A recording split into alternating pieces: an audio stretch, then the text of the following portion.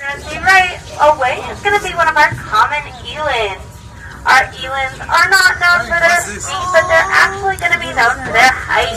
At jumping, they can jump about 5 to 6 feet from a complete standstill. This is going to be the first animal you'll see in the main exhibit in the Phoenix Zoo. This is going to be our African savanna. About 4.5 acres with 11 animals that reside in it. All of our giraffes are actually up at the giraffe feed right now. I'll talk about that in just a little while. The large cow you see on the front left-hand side of this exhibit is going to be a Watusi cow, raised by the Tutsi tribe in Africa. They have a lot of importance to them. A Watusi cow does mean wealth and power. And it is so important. My sweetheart, stay right there for me, okay? Stay there. It's so important to the Tutsi tribe that they actually do not even use them for milk or for meat. Okay, also out there you'll have some ostriches. The grayish colored one is going to be the female, while males are black color. That's because they both sit on the nest at different times of day. The male's at night, so that black helps them blend in, while the grayish brown helps them blend in during the day. We'll step away from Africa for just a moment and talk about the Arizona Trail on our left-hand side. This is the back side of it. The back side of the Arizona Trail, you'll see that large building right there. That is going to be our Arizona Aviary.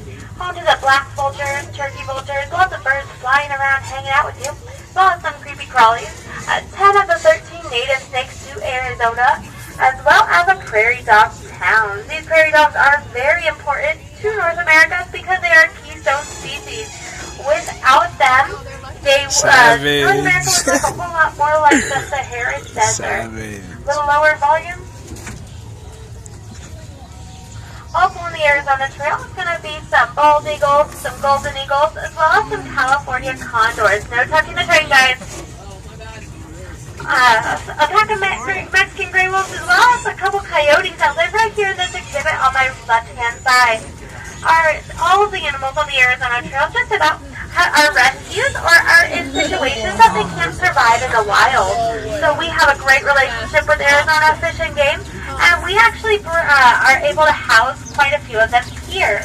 The coyotes came here at about 6 weeks old, but we are able to house these animals, and what happens is that they can't survive, so we can put them here and they become an ambassador for their species. On the right-hand side, that large rock structure there, that is going to be the home to 2 female Finnick foxes. These girls are very small and they're nocturnal, so most of the time you won't see them right about now. They'll be asleep, and they're only about 12 inches from the tip of those ears to the tip of those toes, and those 12 inches consist of a 4-inch ear.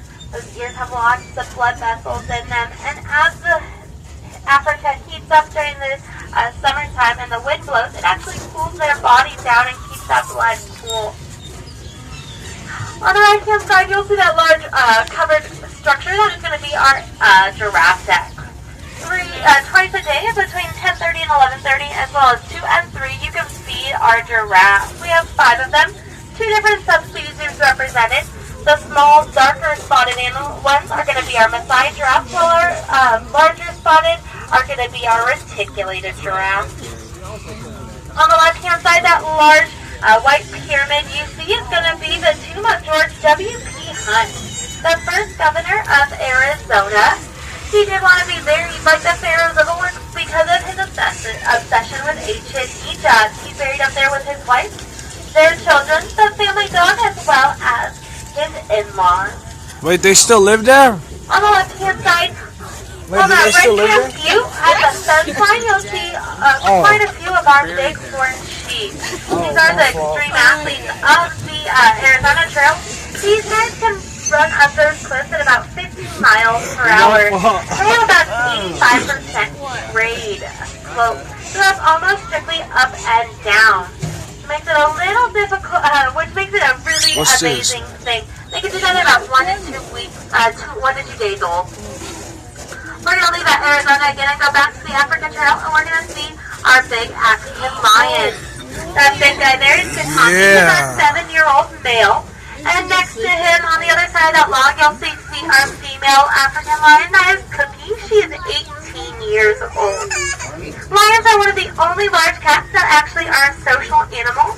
They spend most of their time in big groups, and those big groups are going to consist of 1 or 2 adult males, as well as quite a few females and their cubs. Now, females are going to do most of the hunting, and the males are going to do the protection. So they are going to conserve that energy, and how they conserve that energy is that they sleep all the time. They will sleep for about 16 to 20 hours in a day. If I could nap for that often, I think I would always be in a good mood, just like good Tommy there usually is.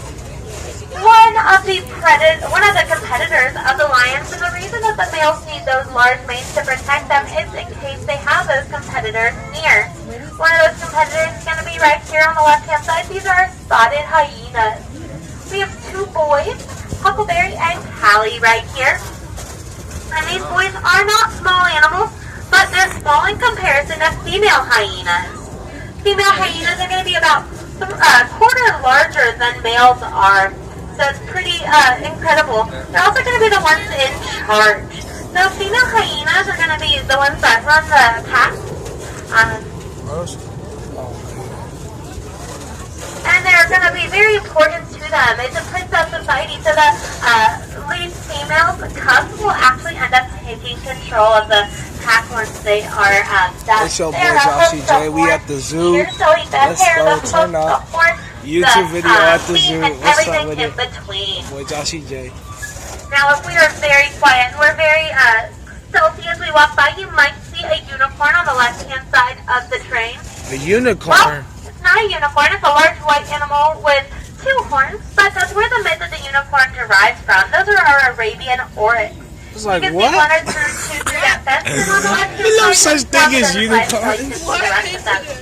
The Arabian oryx is going to be one of the most important animals here at the Phoenix Zoo because it is our signature animal. If you've ever taken a look at the Phoenix Zoo logo, you'll see the Arabian oryx on them.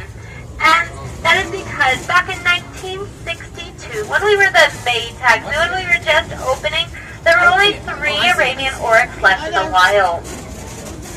What happened was we brought those 3 as well as 6 others from private collections here to the Phoenix Zoo because of our very similar habitat to the Arabian Peninsula. And those 9 of them started the world's herd for the Arabian Oryx, or Operation Oryx. If only if that place is Over open. 200 have then been born here at the Phoenix Zoo, and other facilities have become involved. We have been given credit for saving the species because they are one of the only animals to ever have gone from almost nearly extinct with only 3 in the wild to not even endangered at this point. It's a pretty incredible conservation story. On the left-hand side, that large monkey you see right there kind of glaring at us. He's right by those logs on the right-hand side, but near those windows. That is going to be our male Vandrel monkey. We also have a female in there, his little sister Pearl. Mandrels are the largest and the most colorful of Got all that monkeys. monkey. He's about 75 to 90 pounds. I got that monkey. And he likes to cheese it up and smile for your selfies. Well, that's what it looks like in the photos, but what he's doing is actually trying to intimidate you. That's how monkeys try to scare you, is show their teeth off. And his canines are pretty terrifying. They're about they're sharper and longer than a lion's canine teeth. Also on the left-hand side are going to be our Hamadryas baboons. You'll see those bright pink spots, and you'll see all that fluffy hair on the big boy. That's Look at that boy. I got that, bro. I got you, bro. Calluses are in case they sit on hot, pokey rocks too long in a day, and a predator comes near. They don't want to actually have those, they've adapted so that their legs don't fall asleep so that they can run away rather quickly. They do a lot of sitting around on their bums here at the zoo because they are going to be grooming that male. Most of the time you'll find Hamadryas baboons, males, are about the same size as the females, but they look a lot fluffier. That's because they do their hair all day. The grooming is going to be pretty intense, and so apparently the fluffier you are, the better. Does anybody know the one animal on the savannah you should never play poker with? Well, that is, of course, the cheetah. On the left-hand side, you'll see our 3 cheetah boys. This is Rhett, Bo, and Wilt. cheetah boys are the only other exception from lions to solitary large cats. The boys will live in groups called coalitions together, while females are solitary animals. And the whole point of living in groups as a cheetah would be that they can hunt together. They use those each other in this large speeds, about 70 miles per hour, to get those the prey. And they can get larger prey because they do work in such good groups together. They will range about 70 miles per hour, only for short periods of time, for a couple seconds, and then they run out of energy. On the left-hand side is our Arthur L. and Elaine B. Johnson Conservation Center. This is where you'll find our Chiricahua leopard frogs, our narrow-headed garter snakes, and our BFFs, the black-footed ferrets. So all of these animals are going to be native to North America, and they have a great conservation message. Here, the black-footed ferrets were actually declared extinct in the wild, and then they found a group of about 20 of them. My phone's on 3%. They brought them into facilities similar to ours, and they have started this video is going to cut short. A breeding program and introducing them back into the wild. I would like to thank everybody for visiting the Phoenix Zoo today, because at least $1 of every admission and $5 of every membership goes straight back into the conservation efforts that we are doing. On the left-hand side is going to be the wildest ride here at the Phoenix Zoo. This is our dromedary camel ride, where you can see home day. Woo woo! I had to do that. I'm sorry. I had to do that. Now these boys are dromedary camels because they have one hump, while a Bactrian camel has two humps. Home day. Woo woo! Capital B. Movie day. One hump, while Bactrian has a capital B. If you put that on its side, it's got two humps. Now, what is inside those humps is